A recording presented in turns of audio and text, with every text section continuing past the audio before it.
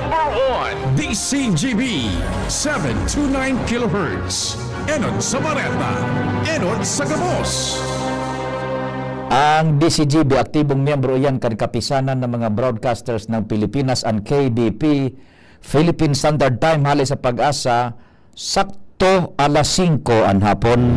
Alas 5 ng hapon, oras na para aramon ng mga maiinit na bareta kanal daw na maruluan sa aga sa mga periodiko, radyo asing telebisyon. Erot naman din ang ngunyan sa DZGB. Bareta alas 5, mga bareta ngunyan para sa aga. Erot na tinipon sa DZGB Newsbase. DZGB, Bareta alas 5, kaiba ang field reports kan Mega Force Patrol. Halin sa iba-ibang parte kanalbay, asing Kabikolan. Ngunyan, uya ang sa ibong tagapagbareta.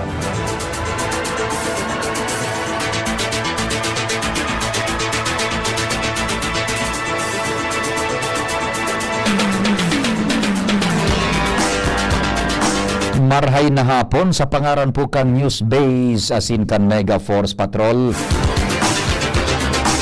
Ako pan sa indong magiging tagapaghatod bareta si Pio Fernandez.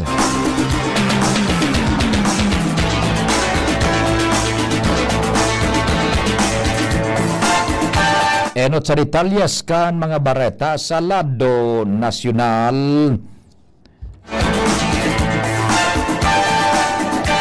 Pwede pang sumumpa si dating Presidente Rodrigo Duterte sa sayang bagong trabaho bilang mayor-elect kang Davao City maski pa nakapreso ini sa International Criminal Court. Ini ang sinabi ni Senate President Francis Chis Escudero sa pulong balitaan kung saan sa pagikan Consular Office kan Pilipinas sa The Hague, Netherlands, pwede na ining manumpa bilang alkalde. Afera ka ini pwede nang umuli ang dating presidente base sa local government code na iyuan makakatabang sa sayang aki na si Vice Mayor-elect Baste Duterte. Tinawan doon ni Escudero na diretsos ini ni Duterte susug kan the rules, okay, susug sa rules kan The Hague asin may proseso na siring na mga sitwasyon. Ang baretang ini hatod sa Indukan. Plemex. Pag may ubo o hika, Plemex agad. Basta lagundi, Plemex.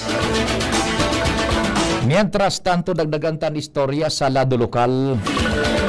Nasa linya si Compadre Ngal Armario. Pading Al, marhay na hapon, please go ahead. Gariman sa na bagyo ang luminis na eleksyon. Sabi yan kan nagkapirang negosyante ng hardware na fully book mo niyan ang order na mga materyales panharong. Kadakol ang nagpapairahay ni Narong dahil sa mga naresibing paipit. Sigon sa mga negosyante, may bintahe man palan sa negosyo pag may eleksyon dahil nakakaluwasan kwarta halay sa bulsa kan mga politiko asin kan gobyerno. Kaya ngunyan bako sana hardware kundi iba pang mga negosyo ang mabintang maray dahil makwarta pa ang tao na sabi nga ni Ninda gariman sana may luminis na bagyo dahil kadakla nagpapairahay nin harong. Alarmario, DCGB. Thank you so much, Compadre Ngal. Mientras tanto, pinaghahalat na kan Commission on Elections o COMELEC ang pagkakaigoning audit sa mga nakuang Certificate of Canvass tanganing maiproklamar na ang 12 senadores na nanggana sa 2025 midterm elections. Segun kay COMELEC Chairman Abogado George Erwin Garcia, sa aga alas 3 nin hapon ipoproklamar na ang mga nangganang senadores kung saan pigahalat panindaan formal na rekomendasyones kan Supervisory Committee. Inibase man sa ipinaluwas na ranking kung saan kada nanggagana tutugutan na magsabay ang 15 individual. Tinaawan doon ni Garcia, gusto kang COMELEC na maisabay ang mga nanggana, lalo na tagrabe ang pinag-agihan kan panahon kan kampanya.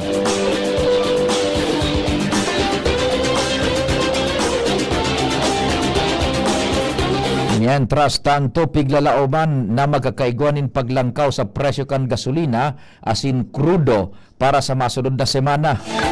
Segun sa Department of Energy Oil Industry Management Bureau o DOE-OIMB, ang mga pinaglalauman na pagbabago sa presyo iyon mga minasunod.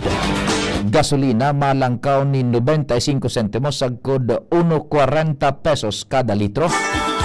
Crudo malangkaw ni 1.50 pesos sagkod 2 pesos kada litro, asin ang gas o kerosina malangkaw maning sagkod sa 1.30 pesos sagkod 1.40 pesos kada litro. Mientras tanto, nagpasalamat si Education Secretary Sonny Angara sa milyon-milyong Pilipino na buminoto sa midterm elections kasabay kan sa iyang pag-enkaminar na ipadagos ang malasakit sa pagpapakusog kan edukasyon sa Pilipinas. Naunambitan kaini ang halangkaw na voter turnout na minabot sa 80% bilang patunay kan matibay na suporta kan publiko sa demokrasya. Pinaburan kaini ang mensahe ni Presidente Ferdinand Marcos Jr. na ang marhay na eleksyones sarong pagbabago sa demokrasya asin sarong pangapudan tanganing simbagan ang isyu kan nasyon. Inumaw man kainan sobra sa 600,000 na mga paratukdo asin personahes kan Departamento kan Edukasyon na nagserbing mga tagamanihar kan eleksyon asin pig-enkaminar ang gabos na maging tagapagbusol kan marhay na edukasyon sa nasyon. Mientras tanto, inumaw man ni Senadora Lauren Legarda ang COMELEC para sa naging matrangkilo, matanos asin makaskas na eleksyon ngunit na taon 2025.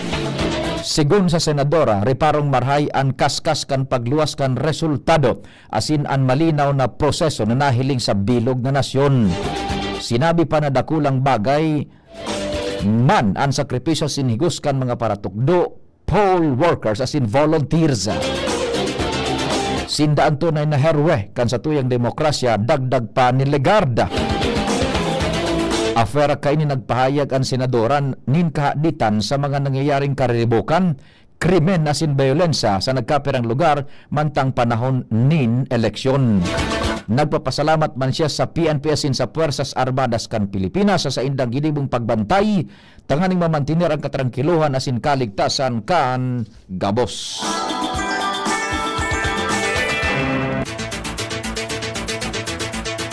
Hinagad ni Senadora Lauren Legarda sa COMELEC na magpaluwas nin election data na dain nagpapahiling kan pagngaran asin ibang pribadong informasyones kan mga botante pero makakatabang sa pagsabot kan mga pattern sa pagboto aron kan hobenes sa mga rehiyon asin man iba-ibang sektores kan sosyudad. Kapag mas dakol na informasyon na mahiling ang publiko, mas madali para sa mga estudyantes, para tukdo, researchers asin na mamanuaan na masabutan kung paano nagboboto ang mga tao. Mas magiging bukas ang isyu may kinaaraman sa eleksyones asin mas maghararom ang partisipasyon kan gabos. Ipigrekomendar man ni Legarda na mas pahiwason pa kan COMELEC an sa indang portal o website tanganing maisabay ang mas dakol na impormasyones may kinaaraman sa eleksyon aron kan edad, sex, lugar, level kan edukasyon na siniba pa. Pwede man idagdag ang importanteng detalyes manunungod sa mga kandidatos aron kan sinda reeleksyonista o premier best pasanang nagkakandidato asin iba pang impormasyones.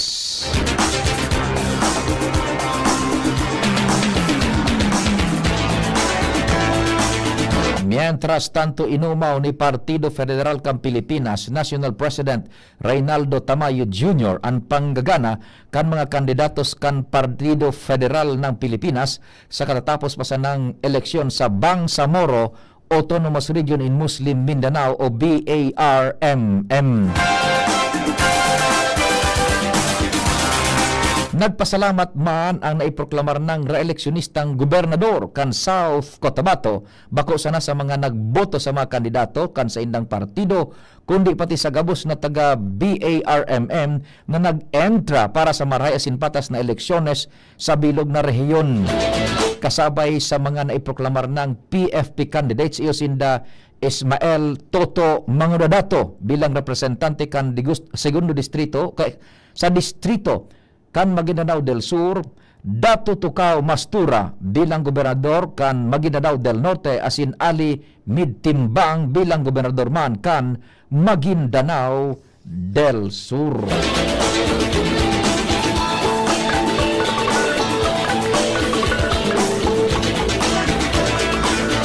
Kumpiyansa sa Senate President Chis Escudero na magigiboninda sa Senado ang sa indang tunay na trabaho bilang mga kongresistas sa 20th Congress sa taho kan paghanda sa impeachment trial laban kay Vice President Sara Duterte. Sigun kay Escudero, bilog ang sa iyang pagtubod na maipasar ang importanteng lay sa ibong kan impeachment. Sinabi pa man kan Senate President na igo na sila ning schedule para magiboninda ang trabaho bilang kongresistas asin tiwala na matututukan kan Senado ang national budget sa 2026 sa taho kang pre-trial proceedings. Mentras na bago naman magtapos ang 19th Congress sa Hunyo 13, kasabay sa mga propesto na target maaprobaran iyo ang reforma sa Mining Act, Right-Sizing Bill, Judiciary Fiscal Independence Bill, Right-of-Way Bill, Anti-Pogo Bill asin pagpapakarhay kan buwis para sa vape asin denatured alcohol.